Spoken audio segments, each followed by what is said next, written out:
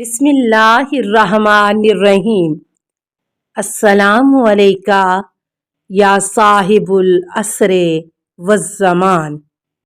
السلام علی الحسین وعلی علی ابن الحسین وعلی اولاد الحسین وعلی اصحاب الحسین۔ کوفہ والوں کو اطلاع ہوئی تو گروہ در گروہ ہو کر آنے لگ گئے۔ حضرت مسلم نے امام حسین علیہ السلام کا خط ان کو سنایا تو لوگوں نے خوشی خوشی بیعت شروع کر دی، یہاں تک کہ 8,000 نے بیعت کی اور وفاداری کا عہد کیا۔ عابس بن شبیب اور حبیب بن مظاہر نے کھڑے ہو کر پرجوش تقریریں کیں اور لوگوں کو عہد کی وفا کی تلقین فرمائی۔ بروایت ابی مخنف بیعت کرنے والوں کی تعداد جب 80,000 تک پہنچی تو امام علیہ السلام کو حضرت مسلم نے خط لکھا کہ واقعی کوفہ والے ہمارے ساتھ ہیں اور یزید کے اعمال سے سخت متنفر ہیں، اور مجھے انہوں نے اپنی وفاداری کا یقین دلایا ہے۔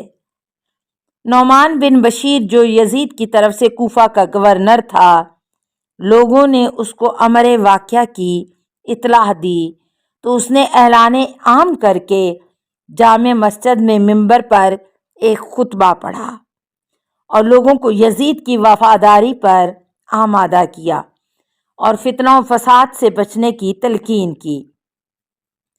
بنی امیہ کا ایک کاسا لیث جس کا نام عبداللہ بن مسلم حضرمی لکھا ہے، اس نے کھڑے ہو کر کہا، اے نعمان، اس قسم کے بزدلانہ باتوں سے انتظام درست نہیں ہوا کرتا، جرأت و دلیری کا مظاہرہ کرو۔ اور نعمان نے جواب دیا، میں ظالموں سے نہیں ہونا چاہتا۔ یہ کہہ کر منبر سے اترا تو عبداللہ بن مسلم نے خفیہ طور پر یزید کو اطلاع دے دی اور حالات حاضرہ کی سب رپورٹ اس کو لکھ بھیجی اور لکھا کہ نعمان بن بشیر بزدل آدمی ہے، اگر کوفہ کی ضرورت ہے تو کسی سخت ترین انسان کو اس جگہ کی حکومت دو۔ اور یزید کو اسی مضمون کا خط عمر بن سعد اور عمارہ بن عقبہ وغیرہ نے بھی لکھا۔ معاویہ کا ایک سرجون رومی غلام تھا جس کو اپنی وفاداری کے پیش نظر معاویہ نے عہدہ وزارت دے دیا تھا، اور اس کی موت کے بعد یزید نے بھی اس کی وزارت کو برقرار رکھا۔ چنانچہ ہر اہم معاملے میں اس سے مشورہ طلب کیا جاتا تھا۔ جب اہل کوفہ کے خطوط پہنچے تو یزید نے سرجون غلام سے رائے طلب کی۔ یہ جانتا تھا کہ ابن زیاد کے سوا کوئی دوسرا آدمی اہل عراق پر قابو نہ پا سکے گا، لیکن یزید چونکہ ابن زیاد سے ناراض تھا اس لیے اس کا نام لینا بھی مناسب نہ سمجھا، اس لیے انداز کلام کو بدلتے ہوئے کہنے لگا، اے یزید، اگر معاویہ زندہ ہو جائے اور اس معاملے میں تجھے کچھ کہنا چاہے تو کیا اس کی بات کو قبول کرے گا؟ یزید نے جواب دیا، کیوں نہیں؟ تو سرجون نے جیب سے خط نکالا کہ یہ معاویہ کی طرف سے عہد نامہ ہے کہ حکومت ابن زیاد کو دی جائے، لہٰذا تجھے باپ کے فرمودہ پر عمل کرنا چاہیے۔ یزید کو غلام کی بات پسند آئی اور فوراً ابن زیاد کو ایک خط لکھا جس میں کوفہ کے حالات کا تذکرہ کیا اور کہا کہ فوراً کوفہ پہنچ کر حضرت مسلم علیہ السلام کو قتل کر دے یا وہیں سے اس کو باہر نکال دے، اور خط کو مسلم بن عمر و باہلی کے حوالے کر کے روانہ کیا۔ پھر دوسرا خط لکھا جس میں بہت جلد ابن زیاد کو کوفہ پہنچنے کی دعوت دی اور کوفہ اور بصرہ دونوں کی حکومت اس کے سپرد کی، اور لکھا کہ علی کی اولاد میں سے किसी को जिंदा ना छोड़ो और मुस्लिम का सर कलम करके मुझे भेज दो। वो जब ये खतूत पहुँचे तो इब्ने ज़ियाद को बसरा और कूफा की हुकूमत की बड़ी खुशी हुई।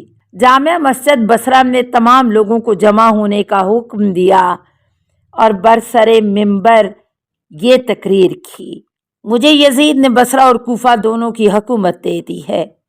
अब हंगामी हालात के तहत मुझे फ़ौरन कूफा जाना है और यहाँ अपना कायम मकाम अपने भाई उस्मान बिन ज़ियाद को मुकर्रर करता हूँ। उसकी अताअत करना तुम्हारा फ़र्ज होगा। अगर मैंने सुना कि किसी ने उसकी मुखालफत की है तो उसके सारे ख़ानदान को तहतेक करने से दरेग ना करूँगा। बस दूसरे रोज़ अपने खसूसी अमले के साथ बसरा से रवानगी इख्तियार की। उसके मखसूसैन में मुस्लिम बिन अमर वबाहली, शरीक बिन और हारसी और मंजर बिन जारूद थे। स्याह अमामा बांधा, तलवार हमाइल की, तीर कमान बाजू से लटकाया, ताजियाना हाथ में लिया और सवार होकर रवाना हुआ और बहुत जल्द उस सफ़र को तय करके कूफा में बरोज़े जुम्मा पहुंचा और उस मलाउन ने इमाम हुसैन अलैहिस्सलाम का हुलिया बनाया हुआ था। कूफा से बाहर थोड़ा सा आराम किया। इधर लोगों को इत्तला पहुंच गई कि शहर से बाहर कोई काफिला आया हुआ है। गालबन वो हज़रत हुसैन अलैहिस्सलाम ही होंगे। गरूब शम्स के 2 घंटे तारीकी में दाखिले शहर हुआ। दाएं बाएं और सामने से लोगों को चलने का हुक्म दिया ताकि करीब आकर कोई पहचान न ले। लोगों को चूंकि गुमान था कि ये हुसैन हैं, लिहाजा कूफा के जनो मर्द फर्जंदे रसूल कहकर सलाम देते थे और ये मलऊन सिवाय जवाब सलाम के और कुछ ना कहता था। लोगों ने ये भी कहा, मरहबा ए फर्जंदे रसूल, हमारी 40,000 तलवारें आपके साथ हैं। और ये मलऊन दिल ही दिल में कुड़ता था लेकिन बोलता नहीं था। जब दारुल अमारा के दरवाजे पर पहुंचा और नुमान बिन बशीर को इतलाह मिली तो इसने दरवाज़ा बंद कर लिया। ऊपर से झांक कर कहने लगा, फर्जंद रसूल, दारुल अमारा में घुसने से गुरेज कीजिए, मैं आपके खून में हाथ नहीं डालना चाहता। लोगों ने बाहर से शोर मचाया कि नुमान फर्जंद रसूल के लिए दरवाज़ा खोल दो और उसको फाहिश गालियां भी दीं। इतने में इब्ने ज़ियाद ने मुंह से नकाब उठाया और नुमान से बात की। तब नुमान को यकीन हुआ कि ये इब्ने ज़ियाद है। बस दरवाज़ा खोला।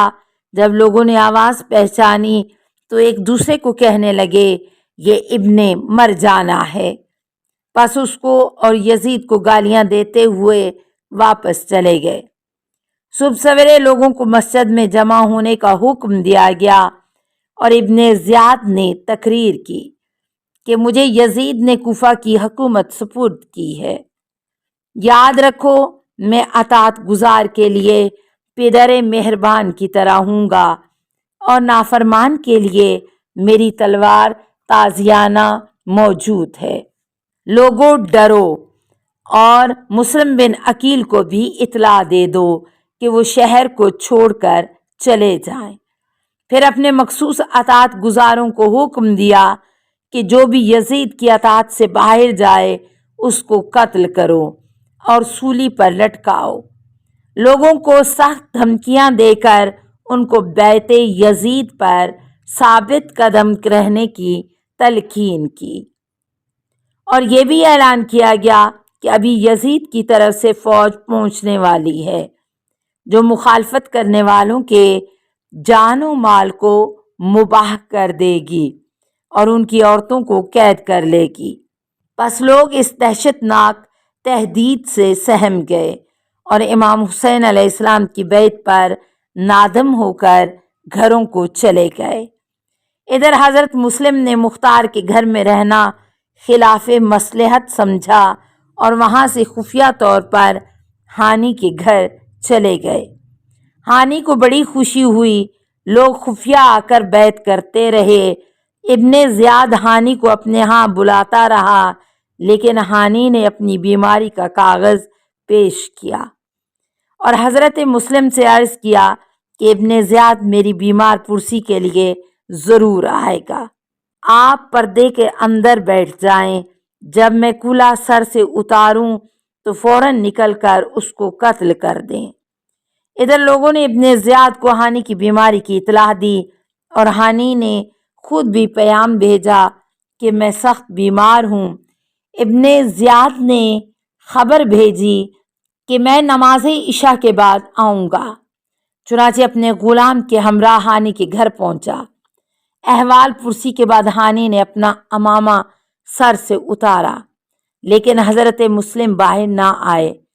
السلام علیکہ یا صاحب العصر والزمان، الامان الامان الامان من فتن الزمان، السلام علیکہ یا خلیفۃ الرحمن، السلام علیکہ یا امام الانس والجان، السلام علیکہ یا مظہر الایمان، السلام علیکہ یا شریک القرآن، السلام علیکہ یا قاطع البرہان، السلام علیکہ یا امام زماننا، ھذا اجل اللہ فرجک وسہل اللہ مخرجک وظہورک، السلام علیکہ ورحمۃ اللہ۔